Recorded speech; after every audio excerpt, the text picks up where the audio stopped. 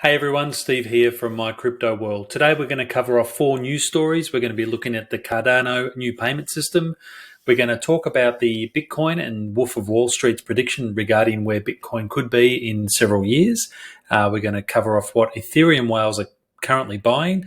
And we're also going to look at a world $100 trillion economy. Who said we're in a recession? All that after this.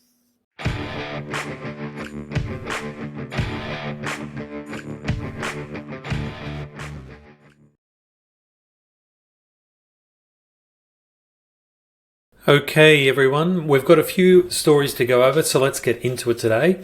First story on the screen, as you can see, is Cardano's ADA Payments, now available to 7 million businesses via a plugin. The article goes on to say down the bottom here that the ODO, On-Demand Open Object, is an open source solution for businesses, applications with more than 7 million users, ranging from startups to large enterprises. So it's certainly covering a broad spectrum of businesses there. The ADA Pay Gateway solution remains one of the basic steps in bringing Cardano to the masses. Built on the Cardano blockchain, the ADA payment system for enterprise helps merchants accept ADA as a payment option with a quick settlement. The article finally goes on to say that Cardano's ecosystem continues to witness growth. Currently, 1,029 projects are building on the Cardano network, while 90 projects have recently been launched on Cardano.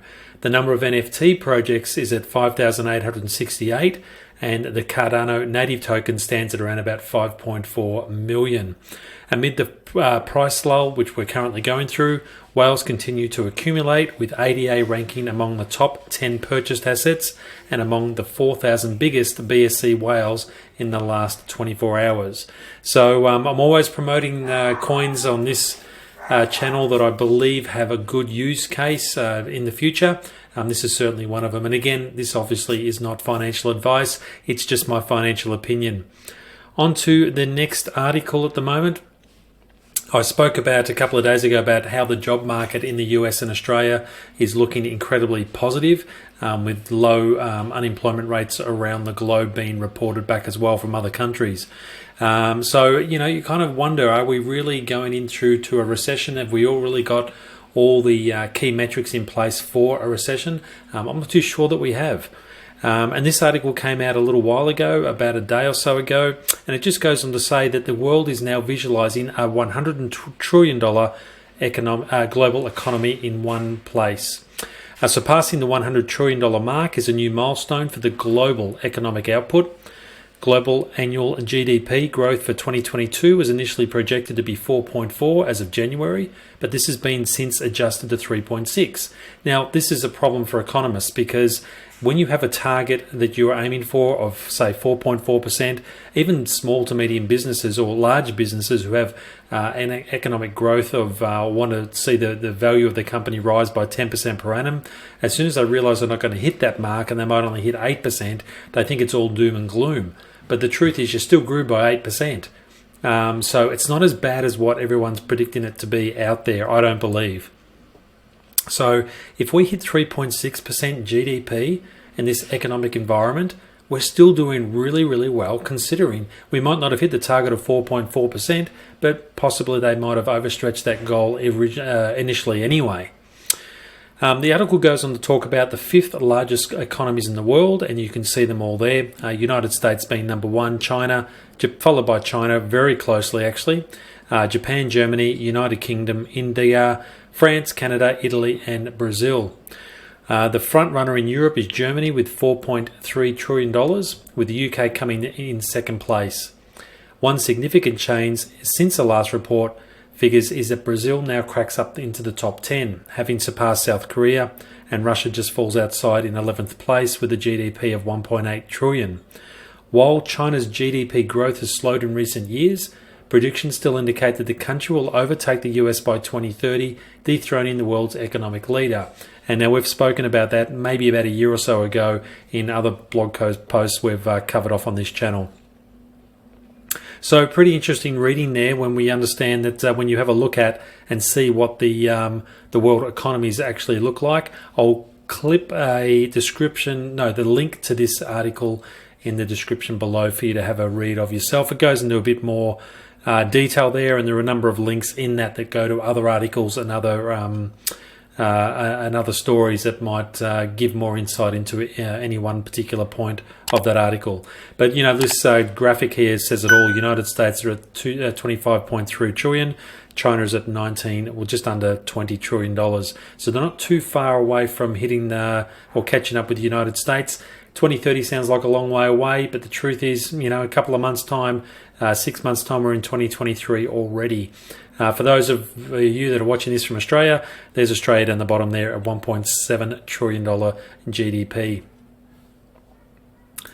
Next article is, and our second last one for today, is really from the Wolf of Wall Street, Jordan, who has come out and said that he believes that Bitcoin, crypto prices such as Ethereum, BNB, XRP, Solana, and those sorts, it is almost certain that you will make money out of that, or out of the cryptocurrency market. Again, I'm sure that Jordan would say this is not his, this is not financial advice. It's just his financial opinion. The article goes down to say that the former stockbroker Jordan Belfort, whose financial crimes through the 1990s inspired the movie The Wolf of Wall Street, has issued a bullish Bitcoin price prediction, claiming that Bitcoin price will almost certainly climb over the next 3 to 5 years. Sorry for those who can hear my PC kicking in there. That would be my theta network going to work, my theta edge node, going to work. If you take a 3 or maybe 5 year horizon, I would be shocked if you didn't make money, because the underlying fundamentals of Bitcoin are really strong. And this is something we keep covering off on this channel as well. There are going to be hundreds, if not thousands, of coins out in the marketplace that will absolutely fail. There is no doubt about it. What we do on this channel is we look at and we research and we talk about coins that their fundamental value, their use case hasn't changed despite the economic position that the globe is in, or the world is in at the moment, and they still have a strong use case for future for the rest of the world. So that's really what we're about here. So Belfort says the same. If you took a 5 year look on where things are now and where they should be in 5 years' time, he'd be shocked if you didn't make money based on the fact that the underlying fundamentals for many of them. He talks about Bitcoin in this, but it's quite strong for many coins in this sector. Bitcoin's crash in the face of decades high inflation has damaged its reputation as digital gold. That had emerged in recent years. However, Belfort expects Bitcoin to eventually trade in a similar way to gold. And we covered that off about 3 or 4 days ago in our previous YouTube post. Bitcoin has a limited supply, and as inflation keeps rising, there will become a time where Bitcoin will start to trade more like a store of value and less like a growth stock. So, interesting point of view from Jordan's perspective when it comes to Bitcoin. Finally, I do keep getting messages regarding what's the best altcoin to buy, what's good in the metaverse, all that sort of stuff. I try not to give personal advice on this channel. I do openly explain to people what I'm buying at any point in time, and I've shared my portfolio with everyone numerous times on this channel. But I thought I'd just bring your attention to this article that came out on the Daily Hodl. And it just goes on to say that the biggest Ethereum whales scoop up the Sandbox, ApeCoin, Decentraland, and 3 more Metaverse tokens. The largest whales on Ethereum network are jumping into a series of different altcoins associated with the Metaverse sector over the last 7 days, according to blockchain tracking services WhaleStats. As per WhaleStats on-chain data, Virtual World, the Sandbox, is currently by far the most purchased Metaverse coin among Ethereum's 5,000 whales in the last 7 days. In the second spot after Sand is ApeCoin. Close behind ApeCoin is Metaverse project Decentraland. Ethereum whales are dipping into Mana at an average purchase amount of 372 tokens per purchase. Mana is down 85% from its all-time high. Also appearing in the top 10 most purchased tokens for deep pocket Ethereum investors is the Ethereum-based blockchain gaming network Engine Coin. Engine is the 5th most purchased Metaverse token in the last 7 days and is trading at around about just above 50 cents at the time this article was written, which is an increase of about 8% over the week. So there gives you some insight into what other big buyers are doing in the marketplace.